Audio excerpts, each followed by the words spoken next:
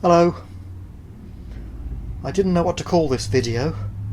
Um, Extreme saving for early retirement, but it could equally be called how to survive the robot jobs apocalypse, because a lot of people's jobs are going to be replaced by robots over the next few years. Or it could simply be called how to escape the rat race. All the rich dad stuff, passive streams of income and all that. But the focus of this one is, out of all of that, which factors into what it is about, is how you might be able to retire in just a few years' time, if you do the right things, and what you need to do. It boils down to extreme saving, okay, but it's probably going to be helpful to have some specific targets in mind and some numbers. And I will say, it's something I did not do, but luckily for me, I'm going to be able to rely on a state pension. The bad news is, of course, it means I have to work up until retirement age, because you can't claim it early. I mean, I'm saving a bit now, but I only retire in 7 years' time anyway, so... And I've got huge debts which are unpayable. And my finances are a total headache because it all went horribly wrong for me. Okay, but that's alright, I'm alive and kicking. So, you may find that due to circumstances you can do some, all or none of this. But if you can do it, and if you're really determined, you can probably do it quite well. Then you can retire in just a few years, quit the rat race, escape the robot jobs apocalypse, because remember, in 10 years' time there's something like a 30 to 50% chance that your job will have been replaced by a robot, and all that will be left is stacking shelves in some warehouse or supermarket, right? And maybe not even that. You'll perhaps just be relying on a universal guaranteed basic income. If the state where you live decides to do that, maybe they won't. Maybe in your country the robot jobs apocalypse will be a bit later and you'll have a little longer. But if you're looking at Britain, the United States, parts of Western Europe, get ready for it.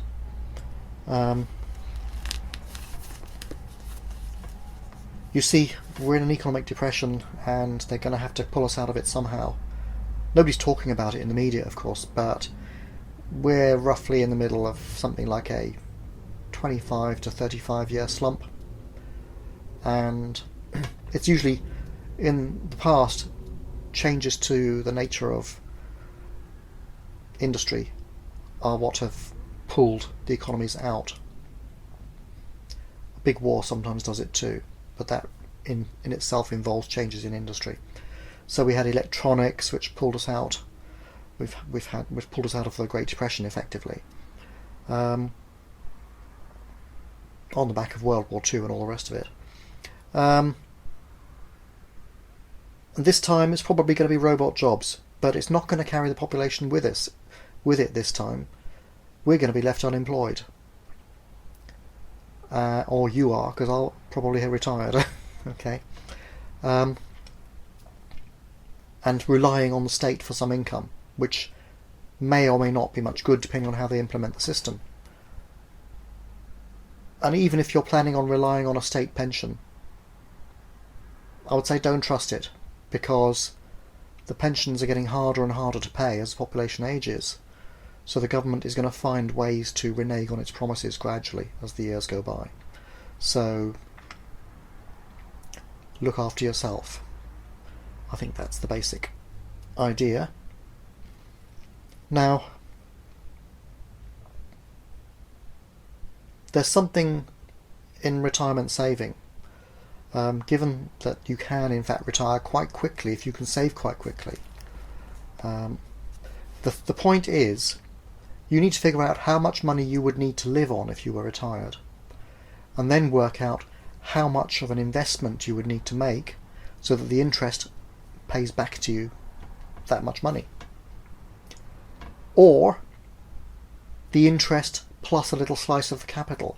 Because if, for example, you figure, well, I'm only going to live another 30 years anyway, I might as well chop down the capital as well, and I can have less interest and more, just use up my savings until I die. Which is okay if you do die. You die, you win. Wonderful. But if you live longer, you're going to be stuffed eventually. Now, there was something called, there's a lot of financial advisors talk about the 4% rule,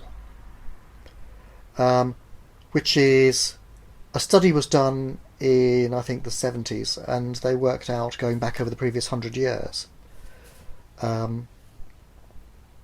that if a person took out only 4% of their savings a year, then in 97% of the cases, those savings would have lasted them 30 years. And so they were able to say, save this much and you can retire, and you've got money for 30 years. Almost guaranteed, 97% certain. Now, there are a number of problems with this rule. The 4% rule means basically you take your investment and you divide it by 25 times, and you take 1/25 of your money out each year. Some interest will feed some of that back, okay, into the savings, so you can keep on doing it, and it should last about 30 years. But times have changed since the 70s, and there are a number of problems with those assumptions. But however you do it,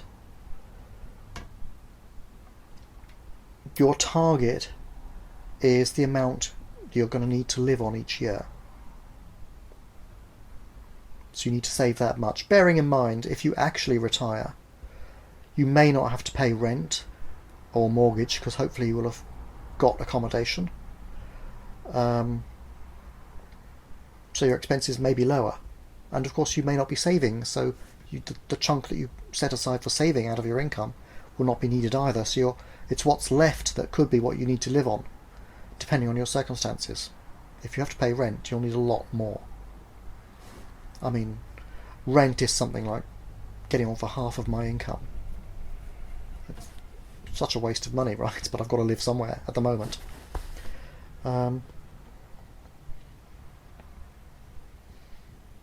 Still, these people worked out that if people had saved a chunk of money, and they could live on 4% of it a year, then that money would last for 30 years, mostly. 97% of the time. Unfortunately, there's 3% of the time when it didn't work. People with bad timing, in other words, they retire just on a stock market crash or something, and it ruins their savings just then.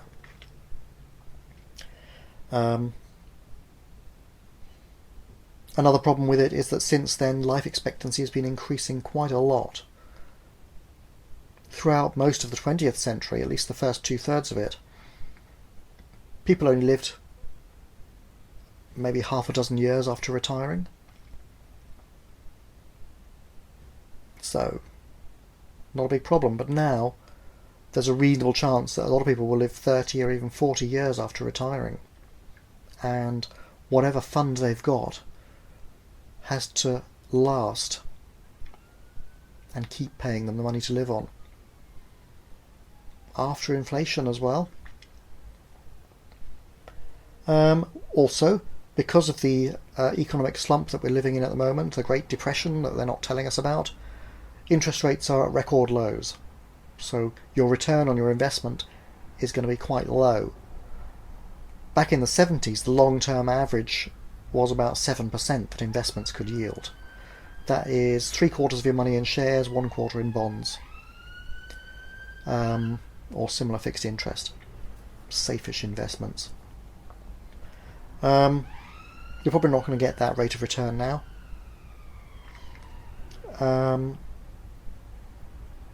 Also, your income may be taxable. above a certain amount, so watch out for that. And again, there's this bad timing thing. If at the moment you decide to retire, the market then goes and crashes and wipes out half of your investments, you will need to live on half of the amount that you had thought you were going to live on. And this applies to people with company pension schemes too. For example, my dad, he retired fine, okay, around about 2008, okay, but there were people who retired like a few months later, just after the crash, and their pensions, their pension payments were cut by half at a stroke for the rest of their lives. Because the way it works for them, you take out your money as an annuity and you give it to an insurance company, which then pays you an amount based on the amount you've given them. So you're coming along, going to retire in a couple of weeks, and oh no, the stock market crashes. Your money is halved. You give that to the insurance company and they'll give you half back, right? Or roughly speaking. So a lot of people had a bit of a shock. Yeah. And that can happen to anybody, bad timing. So the 4% rule is a big risk. 2% is better. Split your savings into 50 equal parts. Can you live on one of those 50th parts for a year? That's the amount. You need 50 times your annual expenditure to be really, really safe. If you don't want to be so safe, then okay, 25 times, 33 times. But just bear in mind, timing may make life tough for you. And if it does go wrong, then yes, live on a smaller portion, at least until the markets recover. And when they recover, your investments will grow back again and you'll start getting more interest out of it again. But just during the crisis period, you might have to live on less of the investment that you've made. Some other assumptions that this 4% rule calculation made was that it was based on the US market, and there it worked 97% of the time. It was also highly successful if you do the calculations for Canada, New Zealand, the usual suspects, the rich countries, those certain countries, it does fine. Okay, 99% in Canada, I think. Norway and so on, pretty good. But in the UK, that scheme would only work, the 4% rule would only work 78% of the time, based on the same figures, the same years. In Italy, 28% of the time. In other words, for 2/3 of people, hoping to retire on a 4% rule is not going to work. France, Germany, places like that, they're all hovering around between 40 and 50 odd percent. So, because the markets are different in these different countries, right? So, something along the lines of a 4% rule are probably what you need to do, but to be safe, make it at least a 3% rule or a 2% rule. Survive on 2% of your investment per year, or 2% of the investment interest even per year if you can manage it. And then it might last 30, 40, 50 years. And you might want to top it up with passive income streams as well, of course. But if you're not working in some job, you've got the time to figure that out. Yeah.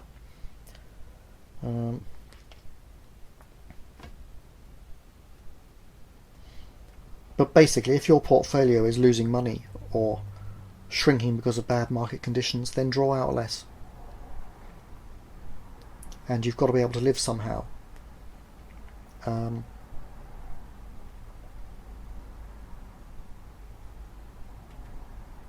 In the meantime.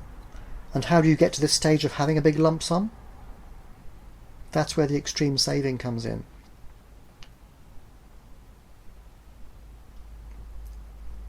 Now, the way the calculations for this are normally done is they look at your take-home pay, okay, and they say, how much of an investment would I need to duplicate that take-home pay from the interest. So if you're taking home, I don't know, £30,000 a year, which is pretty good pay for Britain, okay, then you'd need to be making £30,000 a year interest from your savings, right, to be able to live on it. Or less if you're prepared to cut into the capital and just let it run out eventually. That seems like an impossible target, right? However, it's not so bad.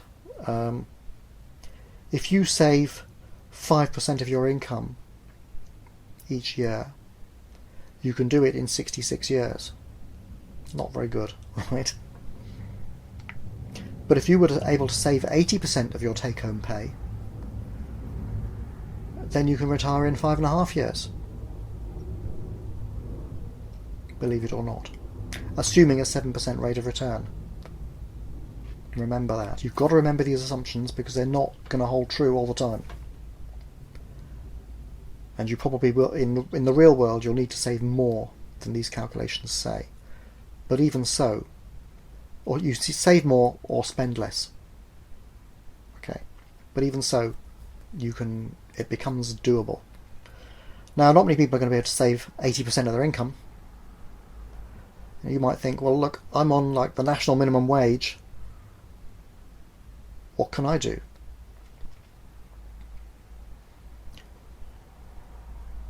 The key, the thing that works best is cutting spending. Cutting your expenditure is even more effective than increasing your income.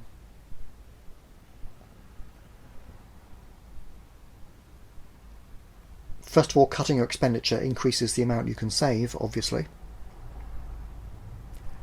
And secondly, it decreases your needs permanently because you get used to spending less. You realise that a lot of the junk you haven't bought is junk you never needed. And eventually you'll be really happy. Oh look, I haven't bought that. Haha. Look at those mugs spending all their money on it. Right. You learn to be happy with yourself and the simple life. And it is actually better. I'm telling you, okay? Possessions are a pain. You have to drag them about with you everywhere. They cost you money, basically. Well, lots of philosophers and gurus will tell you that sort of thing, okay? Believe it, for goodness sake. So, on the minimum wage, what can you do? Live with your parents and save the rent?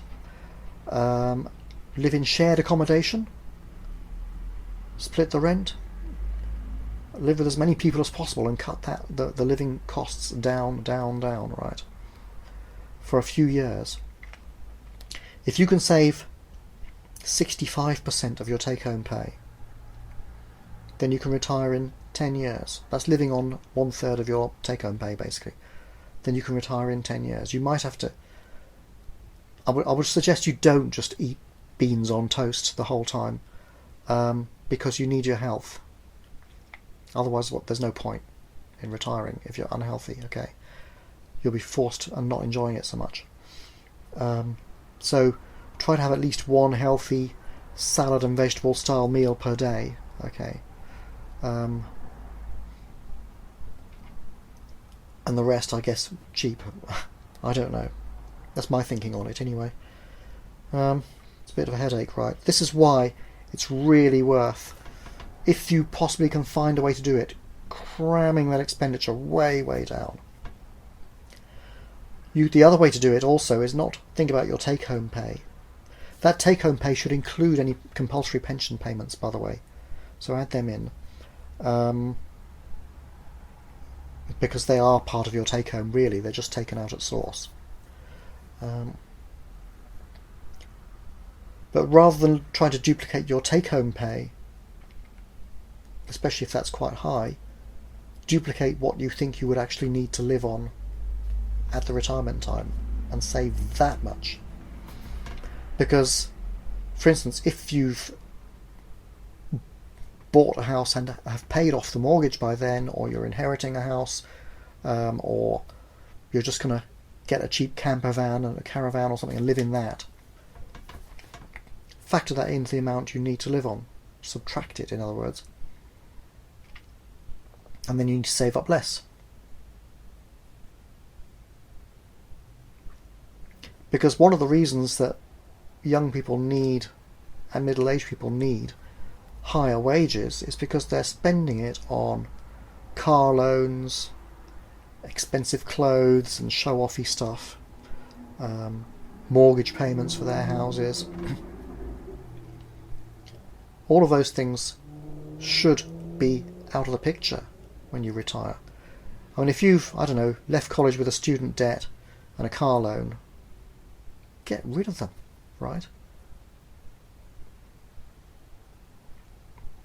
Especially the car loan. I think the student debts are often, it's controlled how you can pay them off. But just buy a cheap car with cash and don't have some expensive loan. That could add another 10 years of work to your life. If it's a decent car, an expensive loan. Seriously, the payments you're making should be saved. Walk. Get a bicycle or something, you know? Even use public transport if it's available, or try and find somewhere where it is available and you don't need to spend so much money. Things like that are absolutely superfluous in many cases. It does depend on your circumstances and where you are and so on. But don't make excuses for yourself. If you don't have a partner yet, try to find one with the same mindset who wants to get out of work and just have an independent lifestyle. And remember, 10 years down the road you might not be able to get a job at all.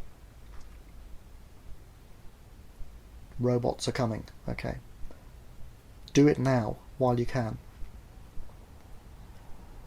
And in the meantime you can start working on passive streams of income.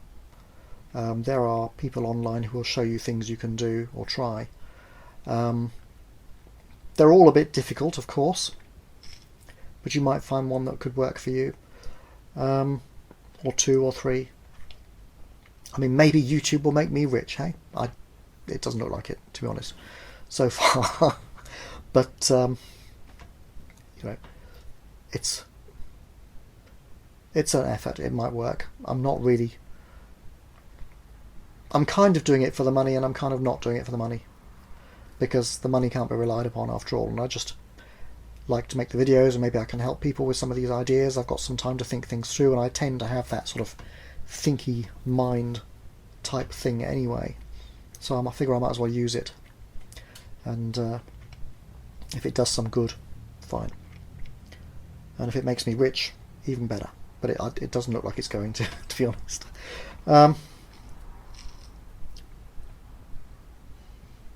Well, what do you think? Do you think you could save 40-50% of your income? Can you do it? Especially the biggest expenditures, things like accommodation, loan payments, stuff like that. Get rid of them all really quickly if you can, and save that money instead. Sharing accommodation is perhaps the biggest thing you can do if possible.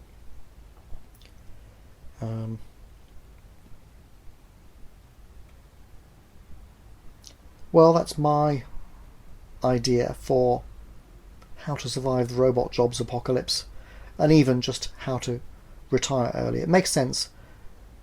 Extreme saving. I'll put a table up on the screen of how long you would have to save up for to be able to retire on the income level that your take-home pay, basically. That's what the calculation is based on.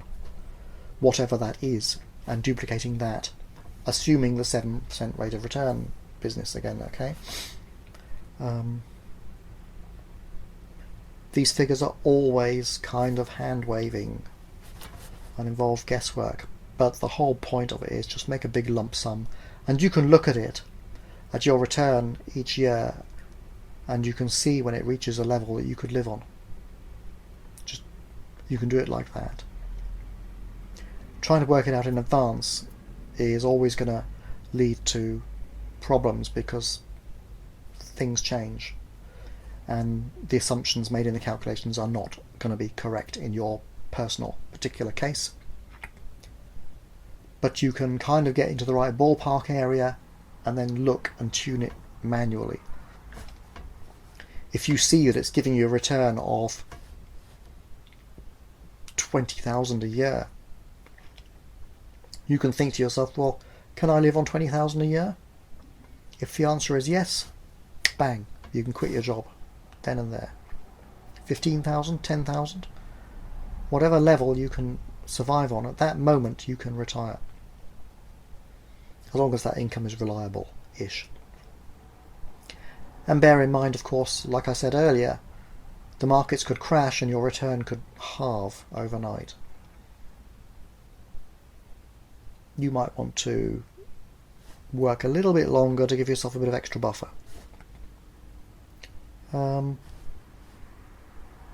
Or you can live in a camper van and not pay any rent and stuff, but you'll be paying petrol or something and maintenance. So there are risks, but life is always risky. But it's a target which I think a reasonable number of people could push towards, even if you can only save a quarter of your income. Just start. Even if you can only save a few pennies, right? Start. Because actually it does kind of snowball on itself over time anyway. You get better and better at it. You find ways to do it if you keep thinking about it. And you can build up on that. So start with just pennies if necessary. And go from there. Over the course of a couple of years, you will have built that up surprisingly much. If you're thinking about it, you come up with ways of doing it. So just keep doing it, right? And you can look online for tricks and ways to scrimp and save, right? And but your goal, I think, is to really build up the saving so that it's a huge chunk of your income that is being saved.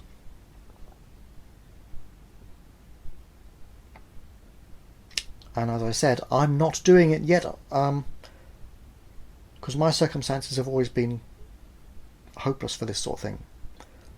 Although I've tried, and I'm actually doing quite well considering my circumstances, actually. But I have the lucky buffer of a reasonably reliable state pension in the background. And I will have accommodation as well, because this is Britain. Okay.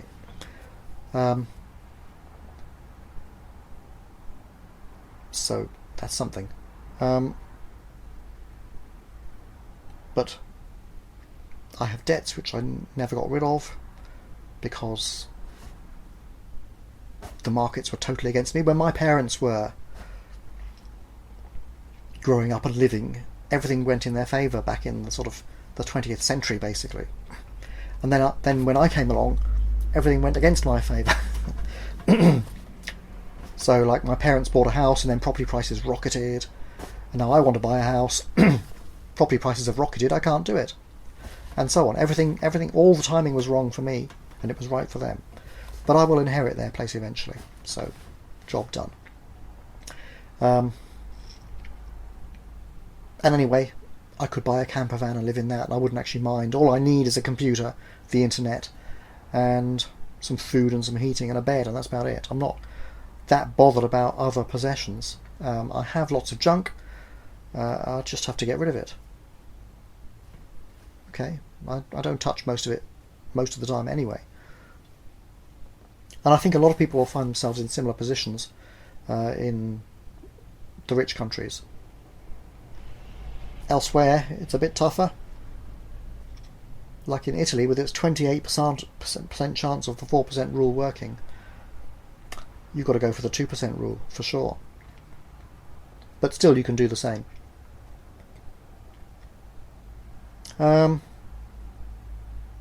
Me, I didn't do it. There were lots of reasons why. And I suppose if I had been really, really determined, I probably could have done it at least partially and be retired now. But of course I didn't know at the time, for one thing. And I wasn't really determined either at the time. And so I didn't do it. And now I'm going to be retiring in 7 years anyway. So sure, I'm saving what I can. You must always have an emergency fund, okay, as part of this extreme saving. One of the reasons you're doing it is not only to build up that lump sum on which you can live and the interest from it, but also to have an emergency fund. An emergency fund stops you getting into debt. I got into debt with no emergency fund. If you don't have an emergency fund, then when a crisis comes, you have to use credit cards or overdrafts or something, right? Or borrow from somewhere. And then you get debt because you've got interest on that, and it can take years. I've got some debts at the rate I'm paying them, it's going to take 800 years to pay, okay? So that's not going to happen. And I'm okay with that. And the creditors have given up. So I'm making the minimum payments that I've agreed with them, and that's that. Hopefully your circumstances will be better. So that's the idea. With extreme saving, you can retire really quickly. Just build up that big lump sum. Diversify it so that if the bank fails or something like, or the currency fails or something, the bank, if currency fails, we're probably all shot. But if the bank fails, then try to be in one that has a state guarantee. If the crisis is big enough that the state won't guarantee it regardless of what they said, but if they can get away with it, they will pay you back. You might have to take a haircut on some of it, but you'll get something back at least, hopefully. There are always risks, but if you do nothing, you know what the odds are. You won't be able to retire. Possibly at all, because the economy and the markets are changing all the time. And with the life expectancy going up, maybe retirement will be abolished. What do you know? So sort it out for yourself. And the sooner you start, the better. On the minimum wage, doesn't matter, you can still do it. Share your accommodation with somebody. That'll cut the rent in half, yeah. If you're still spending too much money, don't. Do you have to go to the pub or wherever, or the bar or whatever, and spend all that money on drink? Do you have to get every new flipping gadget? No, you don't. Be choosy. Save first and maybe spend from what's left. I mean, you might feel hard done by if you're withholding the luxuries from yourself all the time. That's a psychological issue which you've got to resolve.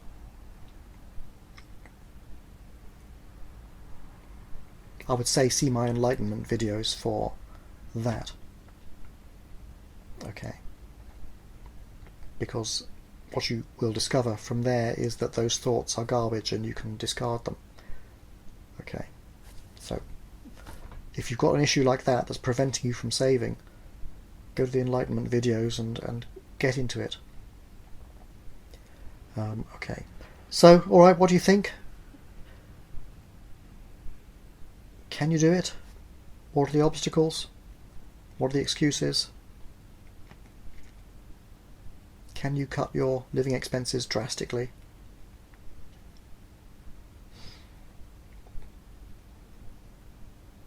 Let me know. Okay. Bye for now.